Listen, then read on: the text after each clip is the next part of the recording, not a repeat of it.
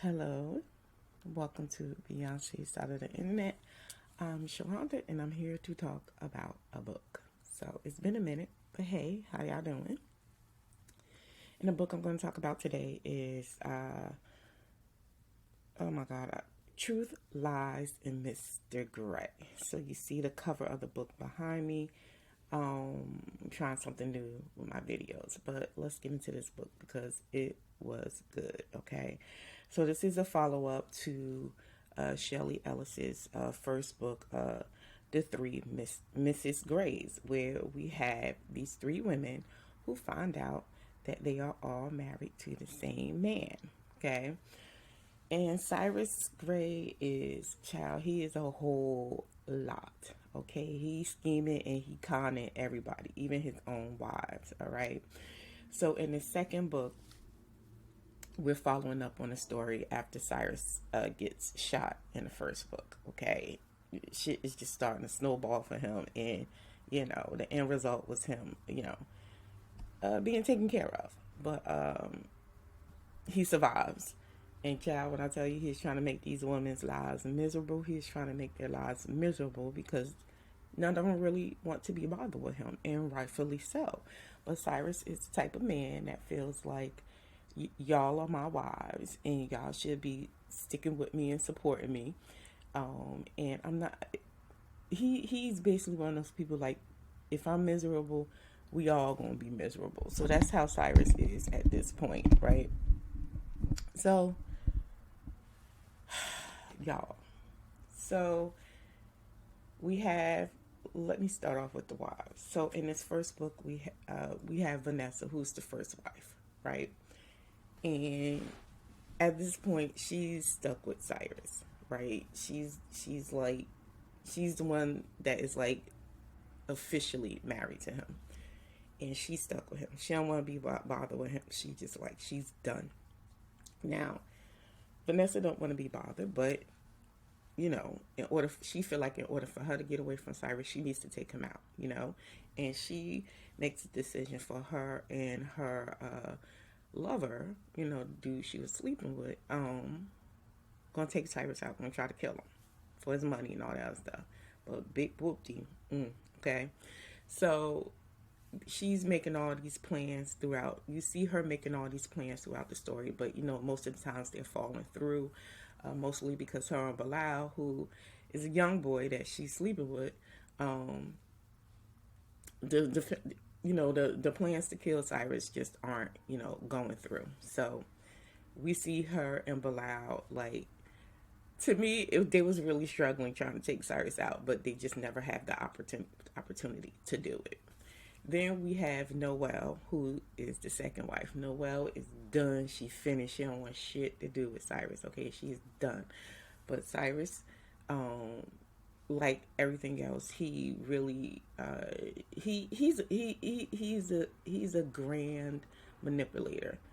A big time schemer, and his way of trying to weasel his way back into Noelle's life is, because Noelle is like, fuck it, I don't want to be bothered with you. I want to annul it. I don't, like, no, right? And he's like, he's basically telling these women that they can't leave him, that he's not going to let them leave him. And I was like, what the, like, dude was out of his mind. But he's holding Noelle's business over her head, because he is, co-owner of this boutique that she owns, and he knows she really loves that boutique and stuff like that. So he's trying to keep that shit over her head. Plus, he's also mad at Noelle because Noelle is now happily in love with his former business partner, Tariq. And y'all, Tariq ain't nobody to play with. But, because he knows all of Cyrus's secrets, and Cyrus pretty much knows all Tariq's secrets. But we see in the first book how that relationship kind of like, comes to a head. Especially with Cyrus pretty much using Tariq, because of Tariq's past. Tariq used to be in a gang. He was a top killer for a gang and stuff like that. So Cyrus was always using Tariq, to do things for him when he felt like people got in his way, right? So now Noel and Tariq are together, and Cyrus don't like that. And Cyrus has this big old plan to try to take both of them out. And I'm telling you, he is pissing Tariq off in this book. And I was like, Lord, this ain't gonna end well. This ain't gonna end well. And then we have Diamond, who is the third wife, and she young. She like 23. Diamond, now in the first book, um, Diamond is being accused of shooting Cyrus from the first book, right? But Diamond is like his biggest supporter. Like, Cyrus wouldn't do that. You know, she's just like rose-colored glasses with Cyrus. Like, Cyrus could do no wrong or nothing like that.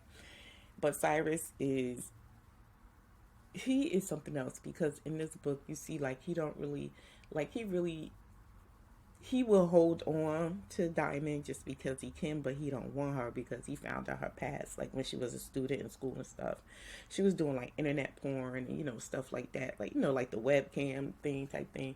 So he he was wild. Like he really had like this way of thinking, like well, she was this type of woman and she lied to me about her past, and it was like, you were married to two whole other women and you got nerve to be mad at this girl because she was doing what she had to do to survive school and she got caught up in a lifestyle. Like, sir, like what is wrong with you?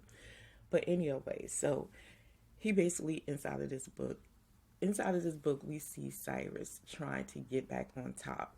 He's also like fiending, like sick and shit like that, because he's about to go, he's about to go to court for bigamy, for being married to all these three women at the same time and stuff like that. So he's trying to like hold things off, but he's still doing sneaky Cyrus shit, right?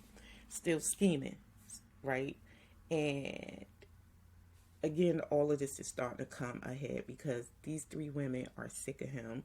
They see that nothing about him has changed. Diamond was like, Vanessa and Noel pretty much wiped their hands of him, and he proves to Diamond that he's not the man she thought he was, because he really was trying to, like, how we say, like, men, he was really trying to groom her to be something that he wanted. And she finally, them rose colored glasses came off quick, child, because she was like, oh, okay, this man is wild.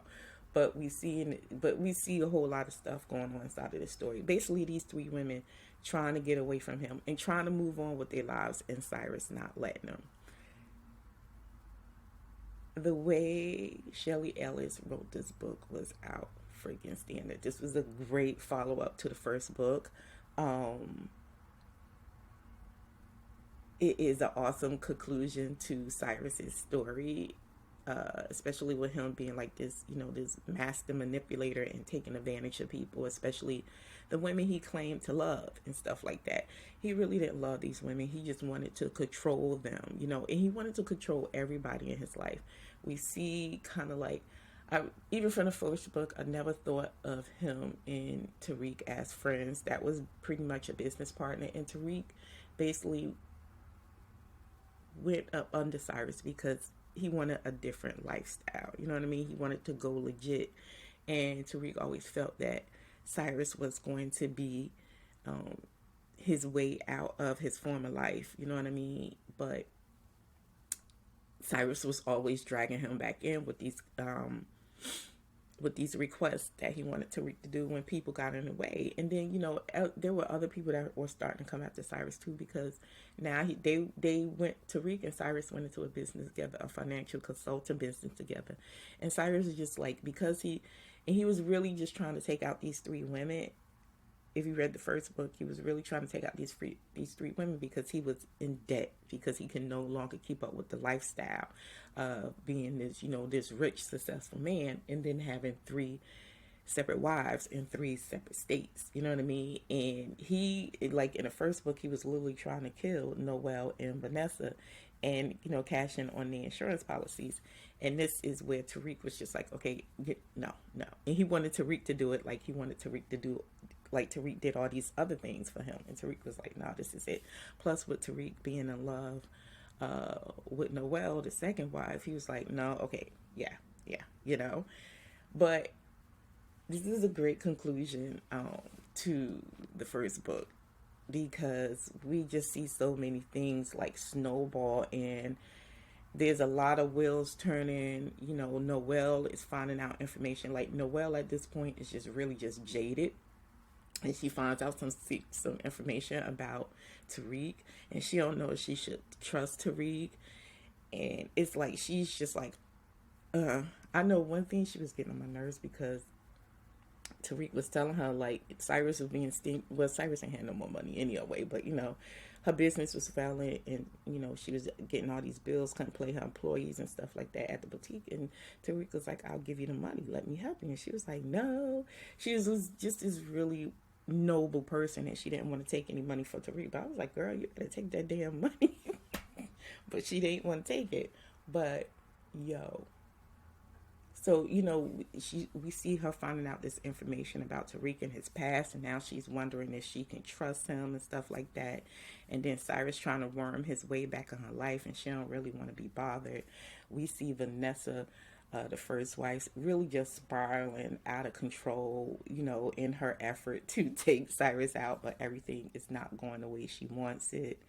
And you know, and she starts drinking, and you know, she has like 3 kids by Cyrus, and this wealthy lifestyle, this trophy wife image that she had is slowly starting to fall apart. And now that, especially with everybody knowing about Cyrus and him being a bigamist, and you know, it's a lot, you know what I mean? So we see Vanessa just spiraling out of control, and she is just so sick of Cyrus and his shit. Like, she is, whoo boy.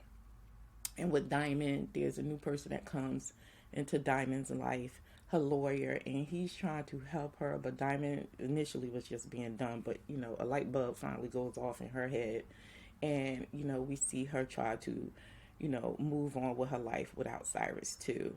But mainly, this is, I feel like we finally get this